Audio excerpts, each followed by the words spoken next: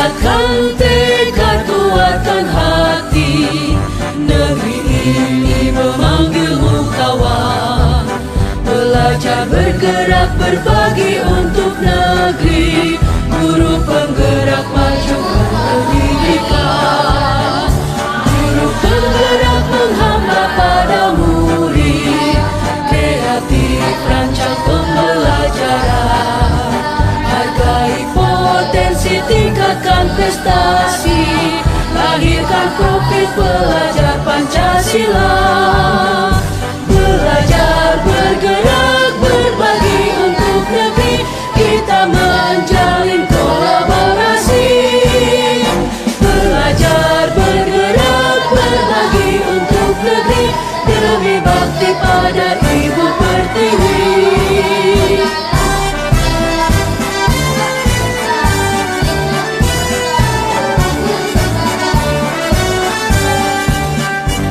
Bulatkan tekad, kuatkan hati, negeri ini memanggilmu kawan.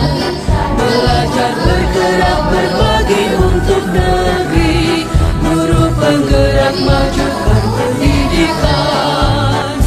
Guru penggerak menghamba pada murid, kreatif rancang pembelajaran. Hargai potensi, tingkatkan prestasi, lahirkan profil pelajar Pancasila. Belajar, bergerak, berbagi untuk negeri, kita menjalin kolaborasi. Belajar, bergerak, berbagi untuk negeri, demi bakti pada Ibu Pertiwi.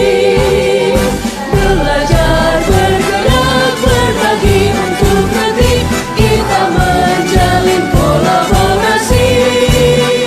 Belajar, bergerak, berbagi untuk negeri, demi bakti pada Ibu Pertiwi. Demi bakti pada Ibu Pertiwi.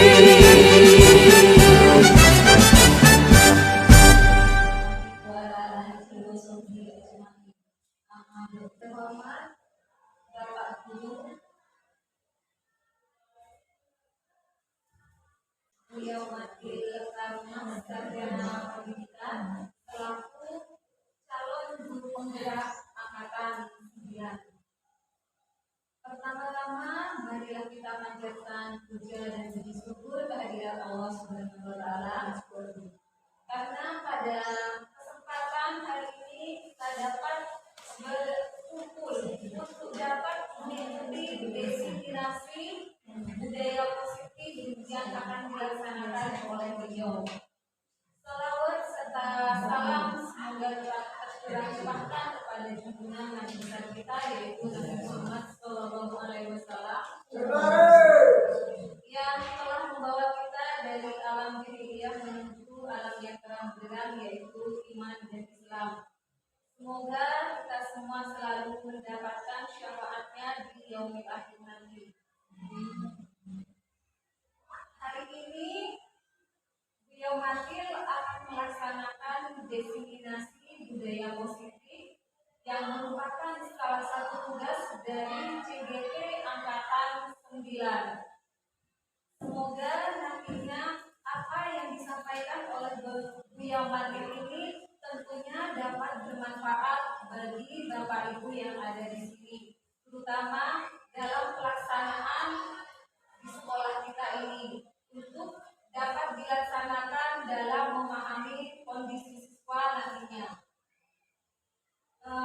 Melalui diseminasi ini tentunya saya sangat berharap yang Wakil nantinya juga dapat akan melakukan pengibasan kepada Bapak Ibu di sini, agar nantinya apa yang diberikan oleh beliau Wakil dapat terlaksana dengan baik.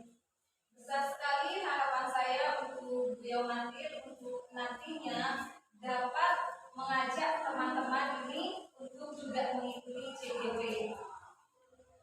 Mungkin hanya itu Bapak Ibu yang dapat saya sampaikan. Kurang lebihnya saya mohon maaf. Semoga bermanfaat.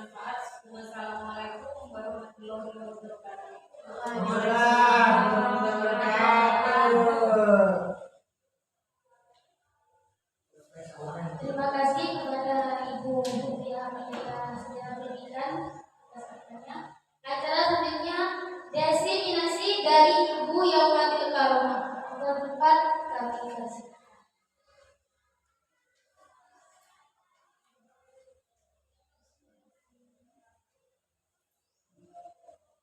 Assalamualaikum warahmatullahi wabarakatuh.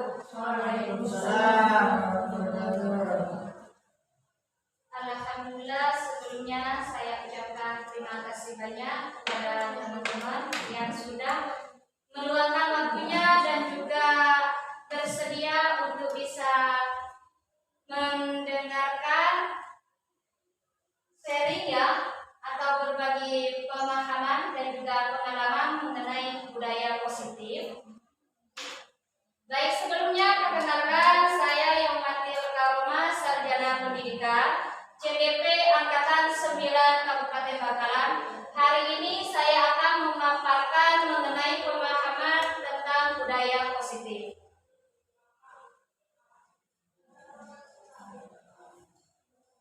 Namun sebelum saya memulai untuk pemaparan mengenai budaya positif, saya akan menyampaikan atau menayangkan sebuah video di mana ini mengenai suatu motivasi. Ya.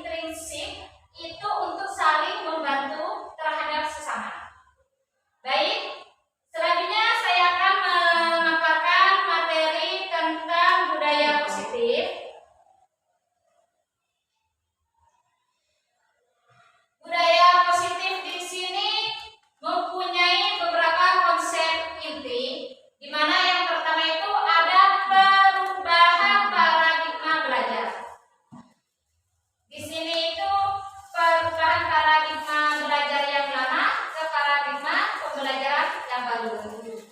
Yang kedua di sini ada disiplin positif. Yang ketiga nilai-nilai kebajikan. Yang keempat kebutuhan dasar manusia, di mana ketika manusia hidup itu akan pasti membutuhkan atau suatu hal yang mendasar yang harus dipenuhi. Yang kelima di sini ada motivasi perilaku manusia. Posisi kontrol guru, keyakinan kelas, dan juga bagaimana segitiga restitusi.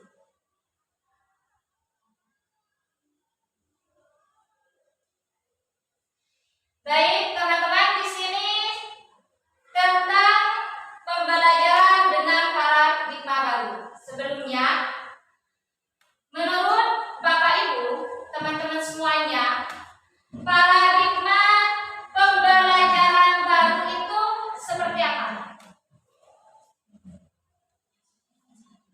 Paradigma pembelajaran baru itu kan perubahan dari paradigma pembelajaran lama. Menurut Bapak Ibu, pembelajaran paradigma baru di sini apa? Secara singkat.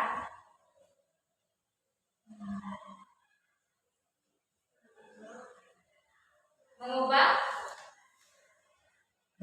data. Mengubah karakter anak lebih baik.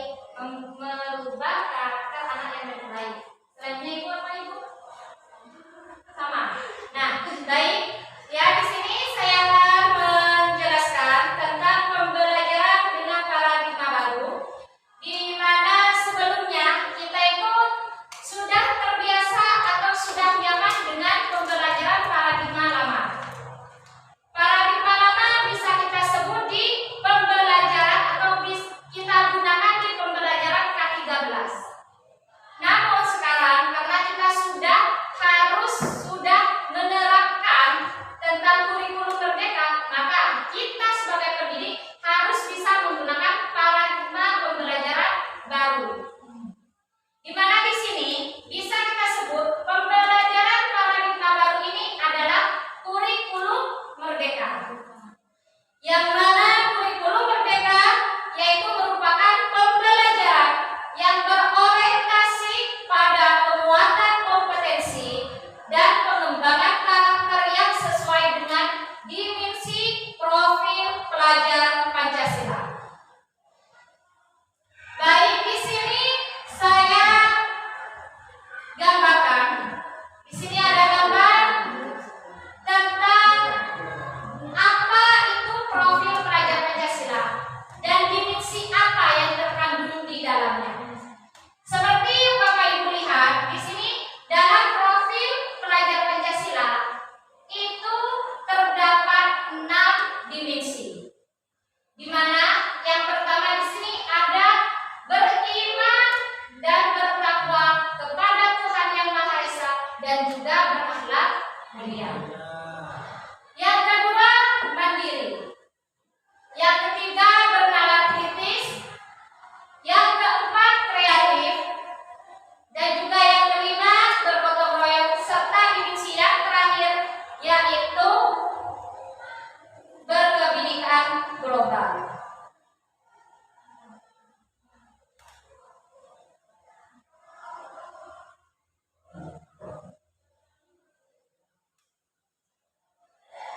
Baik, di sini ada gambaran mengenai bagaimana miskonsepsi tentang teori kontrol. Ya, di sini ada beberapa gambaran atau ilustrasi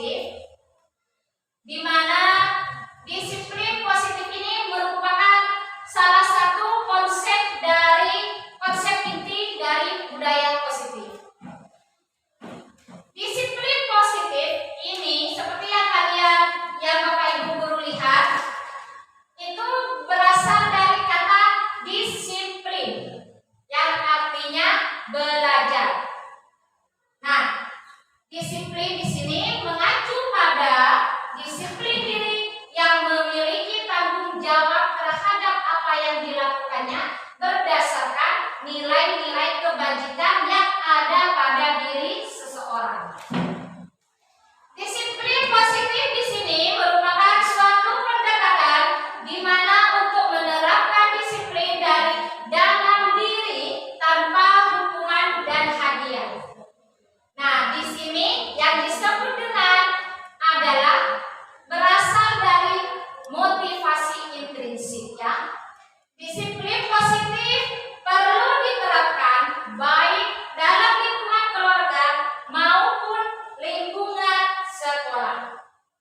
Sedangkan mengapa seorang pendidik itu harus menerapkan disiplin positif pada peserta didiknya? Karena ini tujuan kita sebagai pendidik. Tujuan kita adalah bagaimana kita dapat menciptakan peserta didik yang memiliki disiplin diri sehingga mereka akan berperilaku yang mengacu pada nilai-nilai kebajikan sesuai dengan nilai kebajikan universal, dan mereka memiliki motivasi intrinsik untuk dapat melakukan perubahan pada hal yang lebih baik lagi.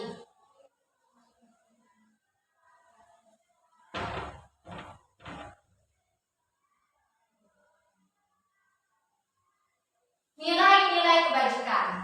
Nah, di sini ada 3 aspek, di mana yang pertama itu mengenai profil pelajar Pancasila, di mana di sini itu terdapat 6 dimensi seperti yang saya sebutkan di awal. Dimensi tersebut beriman dan bertakwa pada Tuhan Yang Maha Esa dan juga berakhlak mulia, berkebinekaan global, gotong royong, mandiri, kreatif, dan juga bernalar kritis. Itu yang ada di profil pelajar Pancasila. Yang kedua, ego primary youth, ya, di mana di sini mengandung nilai-nilai mengenai toleransi, bagaimana rasa hormat, integritas itu apa, mandiri, dan juga menghargai. Ada juga nilai mengenai antusias, empati, keingintahuan, kreativitas, kerjasama, percaya diri, dan juga komitmen. Ini salah satu nilai-nilai kebajikan yang ada di Aigo Primary Youth, ya. Yang terakhir di sini itu ada keterampilan hidup, life skill, di mana di sini mengandung nilai di mana seseorang itu dapat dipercaya, lurus hati, pendengar yang aktif, tidak merendahkan orang lain, dan juga memberikan hal yang terbaik dari diri seseorang.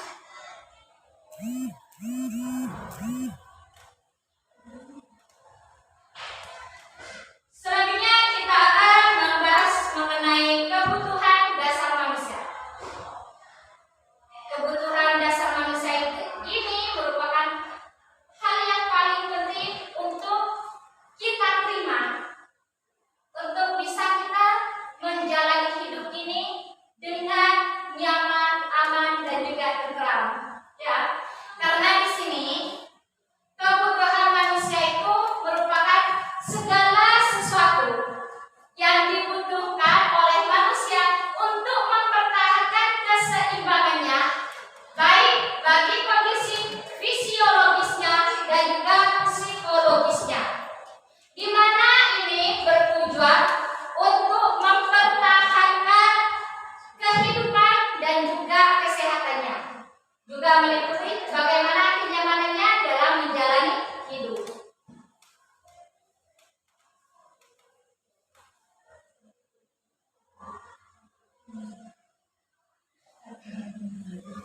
Di sini, ya, dalam kebutuhan dasar manusia ini ada 5 kebutuhan mendasar yang dibutuhkan oleh manusia untuk hidup.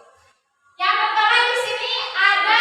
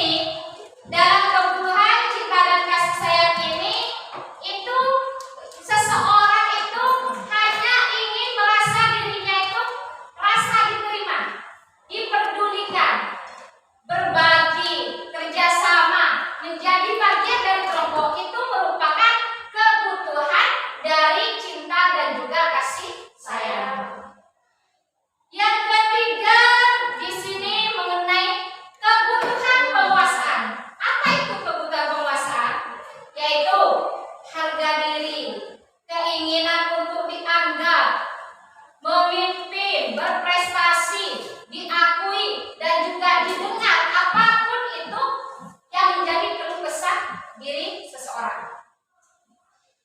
Yang keempat di sini selanjutnya itu kebebasan, ya, kebebasan. Mendengar kata kebebasan itu seakan-akan kita tidak terikat dengan sesuatu, ya kan, dengan seseorang. Nah, namun kebutuhan kebebasan di sini meliputi mandiri, memiliki pilihan. Seseorang itu bisa mencoba hal baru apa saja yang mereka ingin kerjakan, dan juga mereka mampu mengendalikan dirinya. Nah, itu yang disebut kebebasan. Mau jadi seperti apa? Intinya jadi diri sendiri. Itu kebebasan yang dibutuhkan pada seseorang. Yang terakhir dari kebutuhan dasar manusia itu adalah kesenangan. Ya, sebelumnya apakah menurut Bapak Ibu kebutuhan kesenangan itu hal yang sangat dibutuhkan oleh Bapak Ibu guru? Ya. Ya, setuju ya? Karena apa? Selain dengan kesenangan, kita itu insya Allah mampu mencapai tujuan apapun yang menjadi tujuan kita, dan juga kita akan ikhlas melakukan sesuatu dengan hati yang senang. Yaitu meliputi apa saja, Bapak Ibu guru? Di sini meliputi mengenai bermain, humor, antusiasme, dan juga tertawa. Nah, tertawa saja mungkin itu hal yang kecil bagi Bapak Ibu guru, namun ini sangat bermakna, ya kan? Karena ini merupakan kebutuhan dasar yang harus dimiliki oleh seseorang. Ya.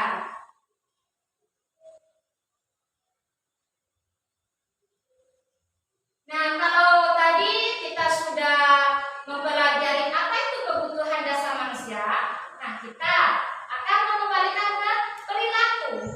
Ya kan, setelah kita mengetahui kebutuhan kita, nah maka perilaku apa yang akan kita terapkan? Di sini ada perilaku mengenai motivasi manusia, di mana di sini itu ada 3 aspek. Yang pertama itu apa? Motivasi untuk menghindari ketidaknyamanan atau hukuman. Yang kedua, di sini ada motivasi hanya untuk mendapatkan imbalan atau penghargaan dari orang lain. Nah, kedua hal ini merupakan motivasi ekstrinsik. Ya, ekstrinsik itu adalah motivasi yang hanya atau hal itu kita lakukan demi atau karena orang lain. Ya. Nah, sedangkan yang terakhir di sini mengenai perilaku manusia itu motivasinya itu untuk menjadi orang yang mereka inginkan dan menghargai diri sendiri dengan nilai-nilai yang mereka percaya. Intinya kita melakukan sesuatu hal apa saja dalam kehidupan kita itu sesuai keinginan kita. Nah, ini yang disebut dengan motivasi intrinsik.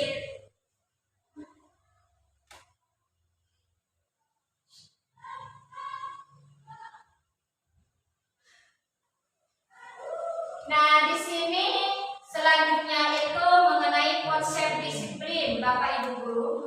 Ya, gimana?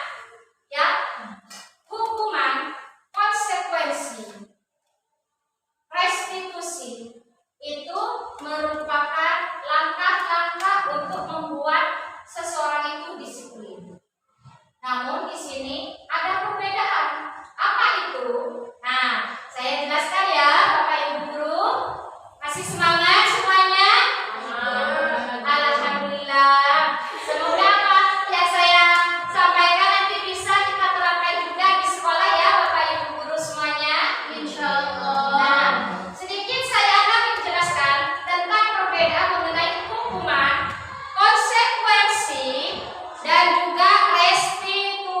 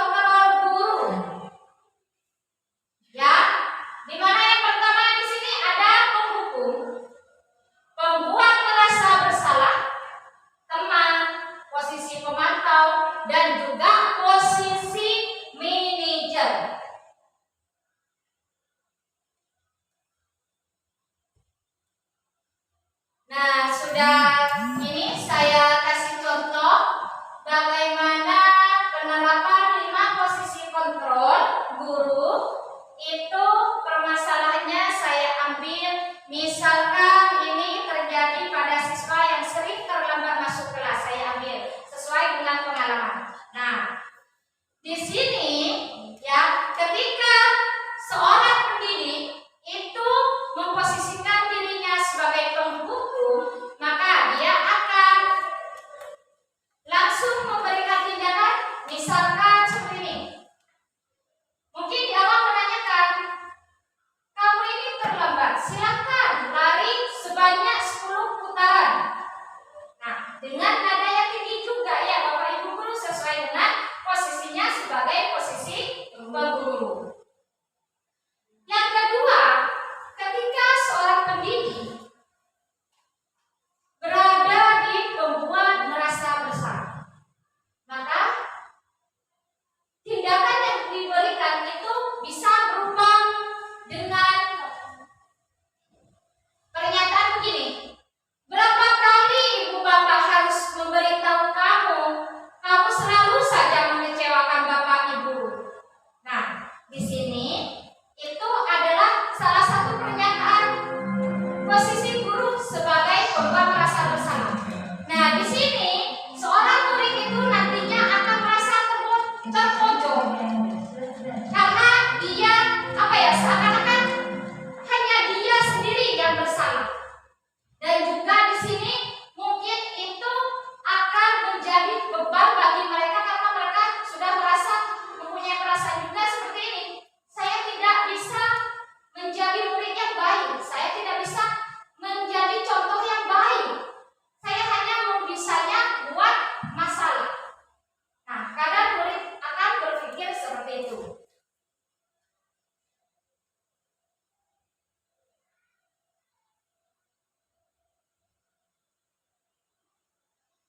Sedangkan yang ketiga, ya, pernyataan yang ketiga tetap dalam kasus yang sama.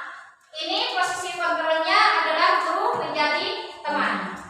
Nah, bisa menyatakan seperti ini. Ayo nak, bantu ibu bapak di sekolah. Tolong ikuti aturan sekolah. Lain kali jangan berbuat seperti ini ya. Nah, itu mungkin ketika seorang guru itu memposisikan sebagai teman, artinya tetap menanyakan dan juga seakan-akan itu sebagai teman. Jadi murid itu mungkin lebih merasa nyaman dengan posisi yang seperti ini. Sedangkan selanjutnya itu ada posisi pemantau Bapak Ibu guru. Nah, biasanya guru itu akan memberikan pernyataan seperti ini. Namun ya, ini bukan berarti patokan untuk pernyataan terhadap semua kasus. Nah, ini tergantung kasus yang kita hadapi. Pernyataannya pun sesuai dengan apa dan juga bagaimana kondisinya. Ya, Bapak Ibu guru, ini hanya gambaran. Nah, di sini ketika seorang pendidik berada di posisi pemantau, itu akan memberikan pernyataan begini. Kamu sudah melanggar peraturan sekolah. Kamu tahu konsekuensinya? Pada jam istirahat nanti, silakan kamu mengaji. Lain kali jangan diulangi lagi ya. Nah, seperti itu artinya seorang guru itu memantau setiap apa yang dilakukan muridnya dan juga tetap memberikan konsekuensi. Namun di sini ketika seorang pendidik itu sebagai posisi atau berada di posisi pemantau.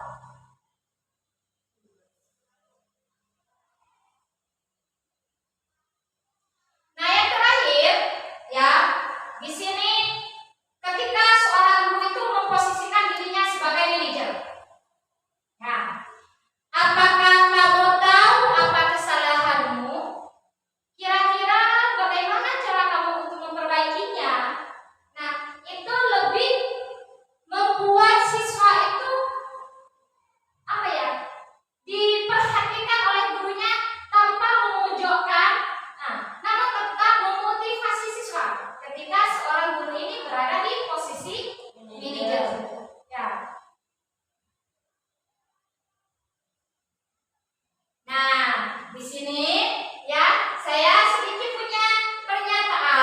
bagaimana Bapak Ibu guru itu bisa memahami, ya bisa menjawab nantinya.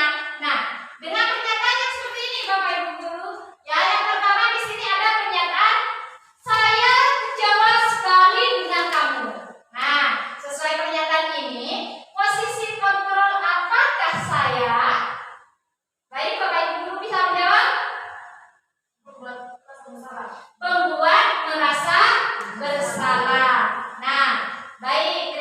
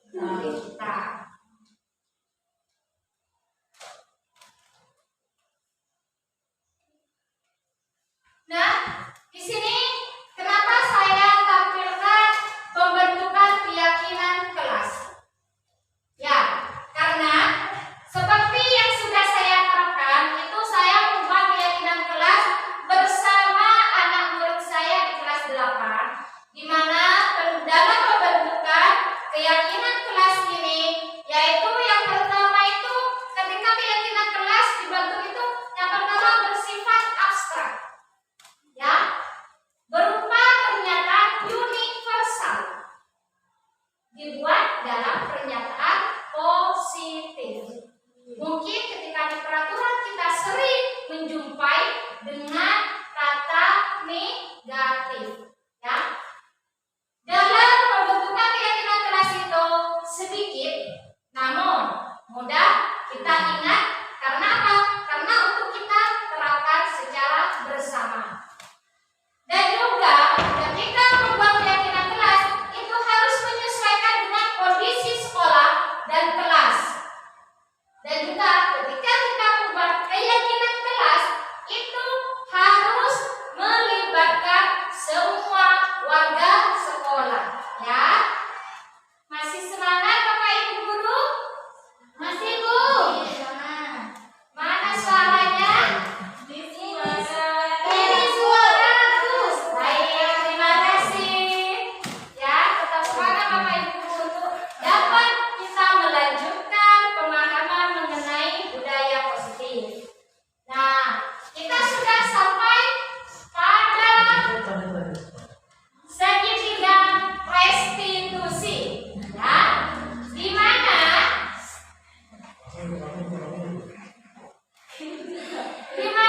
segitiga restitusi ini yaitu ada 3 tahapan atau 3 langkah yang kita alami, ya, atau yang kita lalui dalam melakukan segitiga restitusi. Yang pertama itu ada menstabilkan identitas, validasi tindakan yang salah, dan juga menanyakan keyakinan. Mungkin tulisannya gak jelas ya Bapak Ibu guru, tapi dengan apa yang saya sampaikan semoga jelas. Nah, di sini mengapa segitiga restitusi? Apa itu? Nah, di sini suatu proses dialog yang dijalankan oleh guru agar dapat menghasilkan murid yang mandiri dan bertanggung jawab. Itu tidak hanya bagi individu peserta didik, namun pada orang lain. Ya.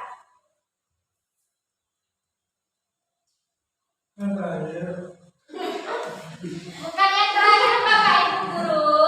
Ya, di sini masih ada beberapa yang harus kita sharing bersama mengenai pemahaman budaya positif. Ya, di sini merupakan langkah pertama dari segitiga restitusi, yaitu menstabilkan identitas, ya, di mana di sini itu berdasarkan prinsipnya itu adalah sebagai proses pembelajaran, ya. Baik, bisa fokus kembali. Nah, di sini ya Bapak Ibu guru, pernyataan itu kenapa harus menstabilkan identitas? Pernyataan yang sering kita lontarkan, yang sering kita berikan kepada peserta didik itu kembalikan lagi sesuai dengan kasus mereka. Namun pernyataannya seperti ini.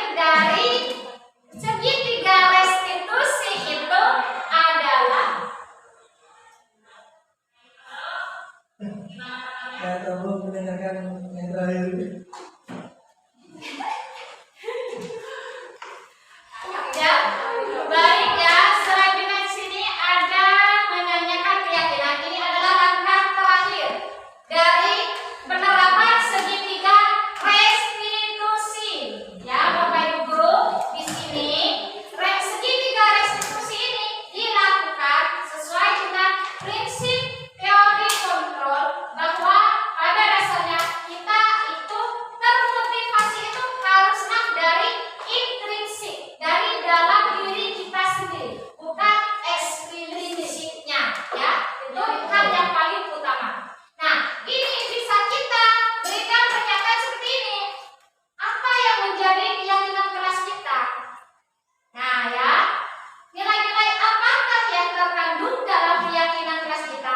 Nah, di sini ketika ada peserta didik itu yang melanggar keyakinan ke kelas. Yang ketiga, langkah apa yang ingin kamu lakukan untuk memperbaiki kesalahan ini?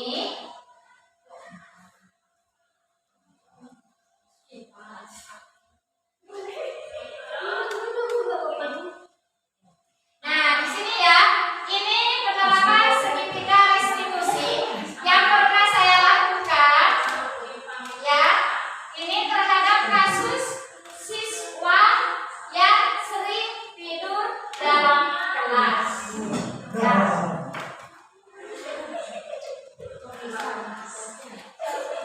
Nah, langkah yang pertama. Nah, di sini adalah menstabilkan identitas terlebih dahulu. Ya.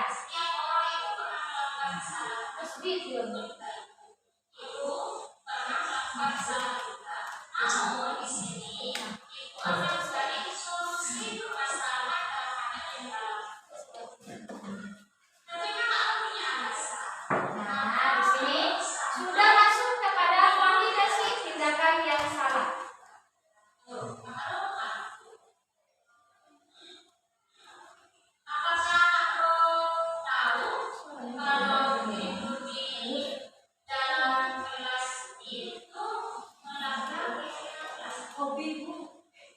Nah, di sini ya, mungkin bagi mereka itu hobi ya untuk bisa melanggar keyakinan kelas. Nah, namun ini kan sangat mengganggu untuk dapat mencapai tujuan pembelajaran ya, Bapak Ibu Guru. Nah, ini sudah masuk kepada menanyakan keyakinan.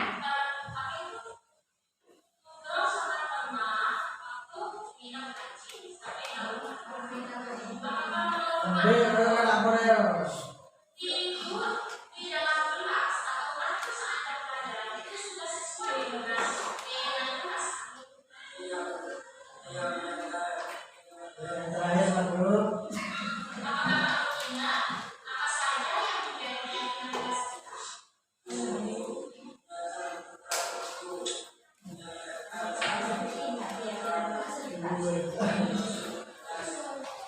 Praktik di belajar itu. Saya sepakat lebih jelas untuk sendiri.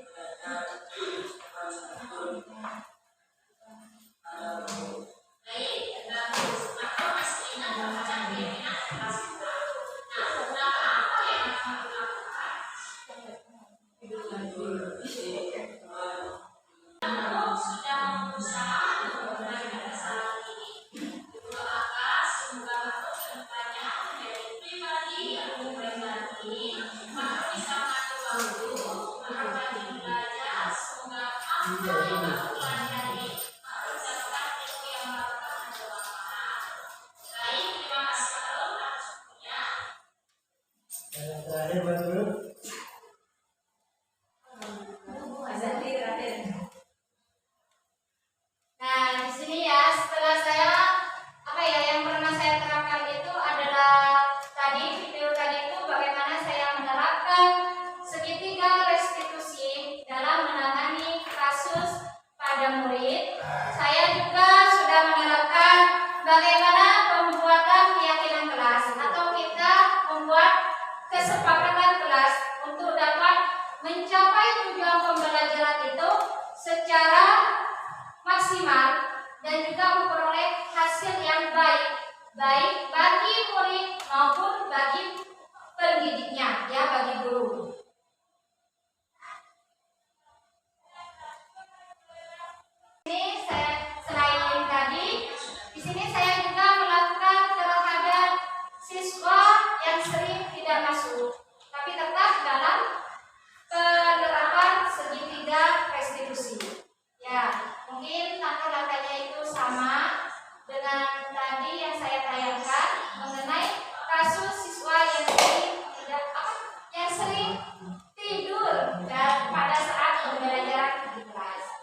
Mungkin ini hanya videonya dalam saya menangani kasus dengan penerapan segitiga restitusi. Sudah sampai di penghujung acara ya Bapak Ibu guru. Ya, Bu. Ya. Ini merupakan tahapan yang terakhir dari pemaparan saya mengenai pemahaman terhadap budaya positif, yang mana ini untuk kita terapkan secara bersama, baik itu pada guru maupun pada peserta didik, untuk dapat kita meningkatkan kedisiplinan, ya, untuk dapat kita membiasakan diri melakukan hal-hal atau sesuatu itu dengan disiplin dan sesuai dengan motivasi intrinsik dari dalam diri kita. Sebagai penutup, ya, saya sampaikan dalam penerapan program disiplin positif, hendaknya seorang guru memiliki standar kepribadian profesional dan juga sosial yang baik, di mana guru akan mampu merefleksi dirinya dalam memposisikan di posisi kontrol saat ini. Nah, bagaimana perjalanan dirinya sebagai amo? Karena pada dasarnya, ya, kita sebagai pendidik itu harus memposisikan diri sebagai manajer, ya, yang mana dalam hal ini akan mampu menuntun muridnya untuk menjadi insan yang mandiri, merdeka, dan juga bertanggung jawab, baik pada dirinya sendiri maupun pada orang lain. Baik, sekian pemahaman dari saya. Kurang lebihnya saya mohon maaf, saya akhiri. Assalamualaikum warahmatullahi wabarakatuh. Waalaikumsalam warahmatullahi wabarakatuh. Terima kasih saya ucapkan kepada Ibu Yomatil Karomah, Sarjana Pendidikan, karena beliau sudah memberikan destinasi atau ilmu kepada kita semua. Semoga ilmunya dapat bermanfaat bagi kita semua. Amin. Sebelum kami tutup acara pada pagi hari ini, kami akan memberikan kesempatan untuk sesi tanya jawab. Kami memberikan 3 kesempatan untuk bertanya. Baik, bagi peserta yang ingin bertanya, silakan tunjuk tangan dan peserta yang terpilih berhak bertanya. Assalamualaikum warahmatullahi wabarakatuh. Waalaikumsalam warahmatullahi wabarakatuh. Tadi yang sudah saya simak dari penjelasan Bu Yomatil, bahwasannya ada 5 posisi kontrol guru. Nah, dari 5 posisi kontrol guru di sini, posisi manakah yang sesuai untuk diterapkan pada guru? Ditampung dulu yang sudah. Terima kasih kepada Ibu Lia. Kami persilakan untuk menjawab.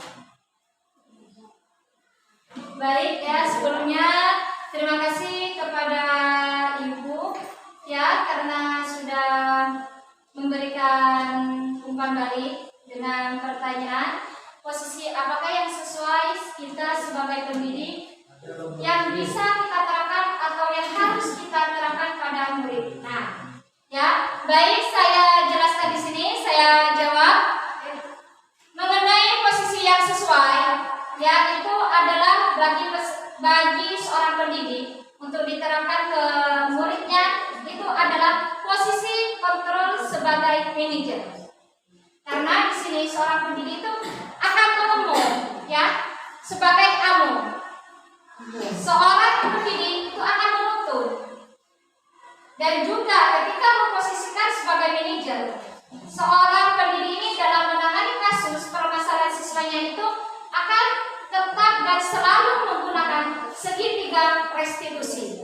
Sedangkan di sana dalam langkah-langkah segitiga restitusi itu sangat membantu, memotivasi, dan juga itu sangat membantu siswa untuk tetap membangun pribadinya menjadi lebih baik lagi tanpa menjatuhkan mental seorang murid atau memojokkan mereka. Dan dengan itu mereka akan selalu mengembangkan dirinya dengan menerapkan disiplin kebaikan mereka ke depannya menjadi pribadi yang lebih baik lagi. Mungkin itu jawaban yang saya sampaikan. Ya, saya tidak bisa lagi. Ya, terima kasih Bu.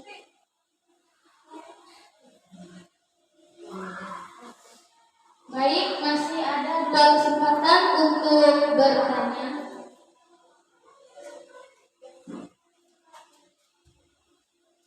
Saya bertanya tapi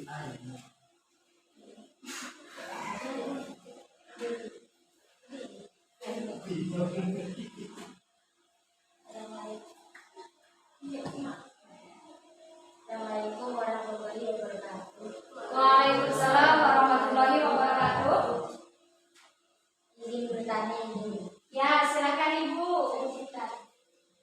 Seperti yang Ibu paparkan tadi tentang penerapan budaya positif, apa dampak dari penerapan tersebut terhadap Terima kasih kepada saudara ini sudah memberikan pertanyaan yang sangat luar biasa. Kepada Ibu yang Martil Aroma, Sarjana Pendidikan, silakan bertanya. Baik, terima kasih atas pertanyaannya Ibu. Di sini apa dampak mengenai budaya positif itu pada murid? Nah, sebelumnya ya dapat kita ketahui bahwa budaya positif itu merupakan pembiasaan baik ya untuk merubah karakter atau perilaku seorang murid itu menjadi lebih baik lagi. Dengan cara apa?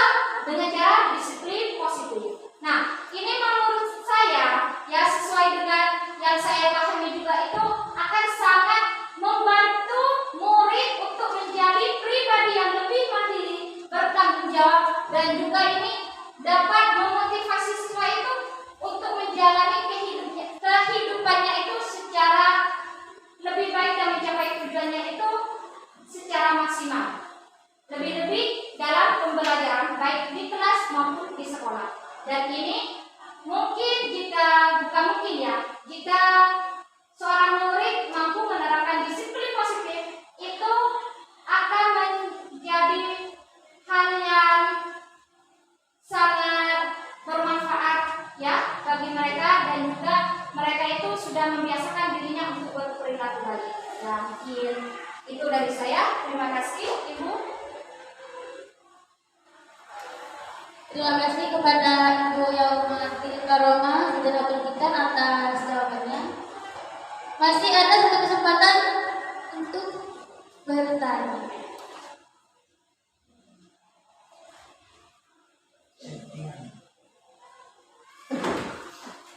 Assalamualaikum warahmatullahi wabarakatuh. Waalaikumsalam warahmatullahi wabarakatuh. Seperti yang dipaparkan tadi mengenai motivasi, maka dari itu motivasi manakah yang paling penting dimiliki oleh seseorang? Baik, terima kasih kepada saudari Asia sudah memberikan pertanyaan yang sangat luar biasa. Kepada Ibu yang Martil, Sarjana Pendidikan. Baik ya, untuk yang terakhir, pertanyaan yang terakhir akan saya jawab. Motivasi manakah yang sesuai yang harus dimiliki oleh murid? Nah, menurut saya itu yang sesuai dan harus dimiliki seorang murid maupun seorang pribadi seseorang itu adalah motivasi intrinsik. Karena apa? Motivasi intrinsik, jika seseorang sudah memiliki itu, akan mampu menjalani hidup itu dengan baik. Intinya, setiap hal atau sesuatu yang ingin dilakukannya itu bukan dasar atas paksaan orang lain, atau motivasinya itu tidak bersumber dari orang lain. Nah, maka dari itu, jika motivasinya intrinsik, seseorang itu akan mampu mempertahankan dan meningkatkan menjadi lebih baik lagi. Ya, itu. Terima kasih.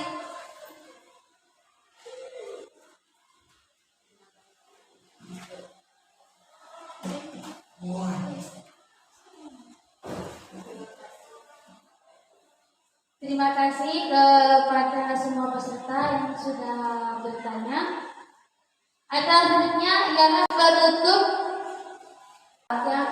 disampaikan oleh Bismillahirrahmanirrahim. Rabbana atina fid dunya hasanah Amin. wa fil akhirati hasanah wa qina adzabannar. Sallallahu alaihi wasallam. Subhanallah. Rabbika izzati amma yasifun wa salamun alal mursalin walhamdulillahi rabbil alamin. Al-Fatihah.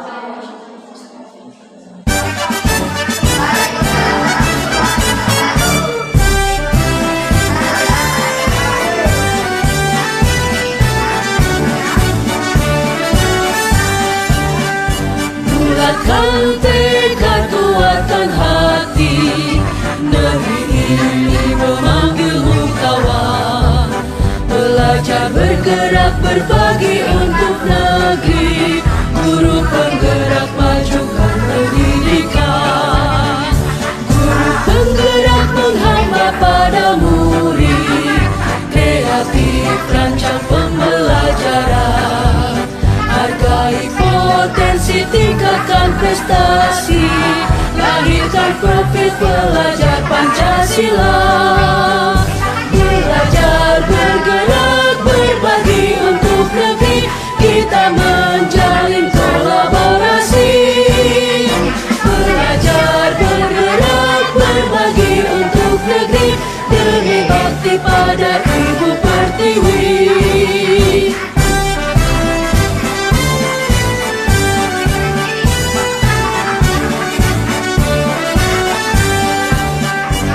Bulatkan tekad kuatkan hati, negeri ini memanggilmu kawan. Belajar bergerak berbagi untuk negeri, guru penggerak majukan pendidikan. Guru penggerak menghamba pada murid, kreatif rancang pembelajaran.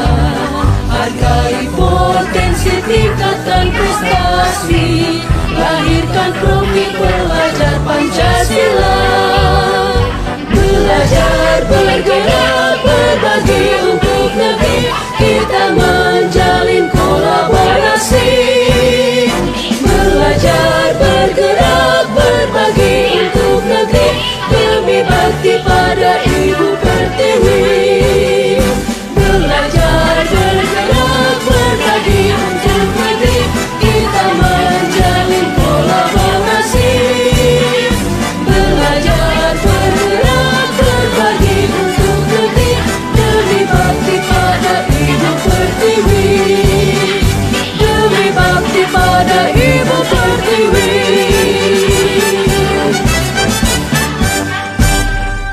Ada? Nah, Ibu tanya sekali lagi. Apakah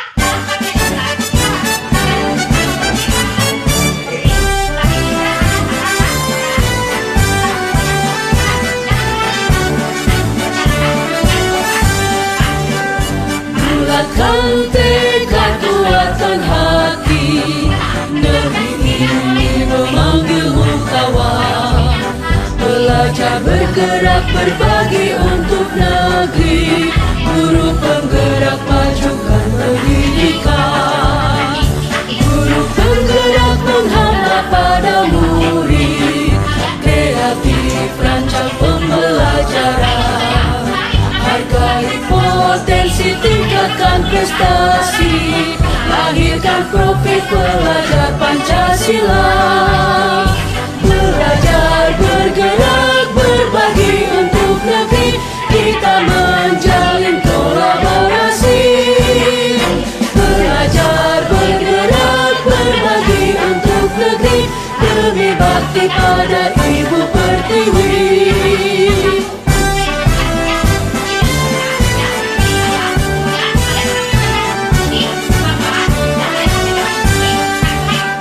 Bulatkan tekad kuatkan hati, negeri ini memanggilmu kawan. Belajar bergerak berbagi untuk negeri, guru penggerak majukan pendidikan. Guru penggerak menghamba pada murid, kreatif rancang pembelajaran. Hargai potensi, tingkatkan prestasi, lahirkan profil pelajar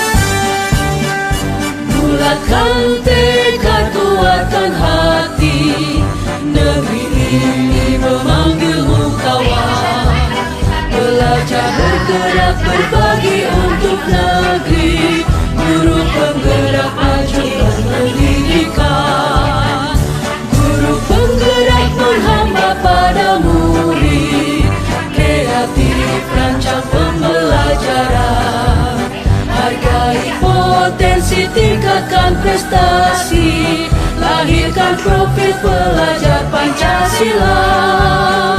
Belajar, bergerak, berbagi untuk negeri, kita menjalin kolaborasi. Belajar, bergerak, berbagi untuk negeri, demi bakti pada Ibu Pertiwi.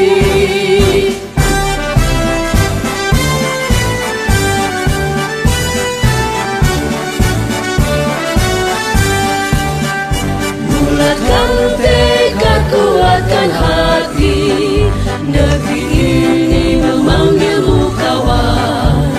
Belajar, bergerak, berbagi untuk negeri, guru penggerak, majukan pendidikan.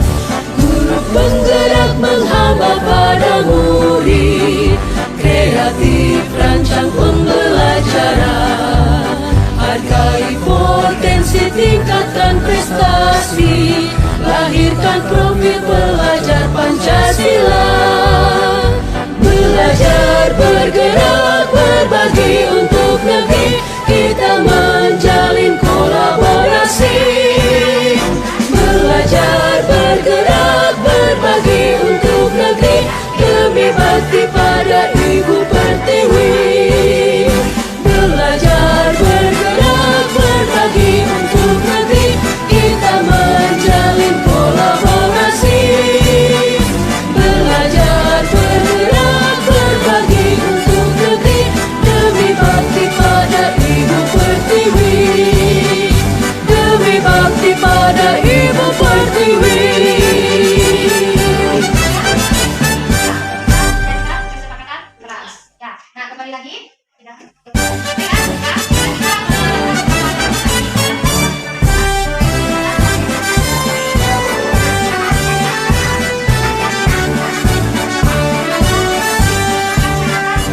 Bulatkan tekad, kuatkan hati, negeri ini memanggilmu kawan. Belajar, bergerak, berbagi untuk negeri, guru penggerak, majukan pendidikan. Guru penggerak menghamba pada murid, kreatif rancang pembelajaran. Assalamualaikum warahmatullahi wabarakatuh. Terima kasih kepada Bu Yaumatil atas penyampaian materinya tentang diseminasi budaya positif. Semoga nantinya dapat diterapkan di sekolah kami dan semoga anak-anak bisa lebih mandiri dan juga bertanggung jawab. Wassalamualaikum warahmatullahi wabarakatuh.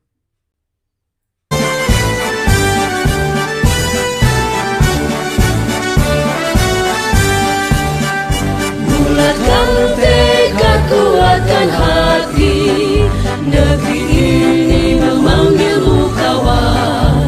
Belajar, bergerak, berbagi untuk negeri, guru penggerak, majukan pendidikan.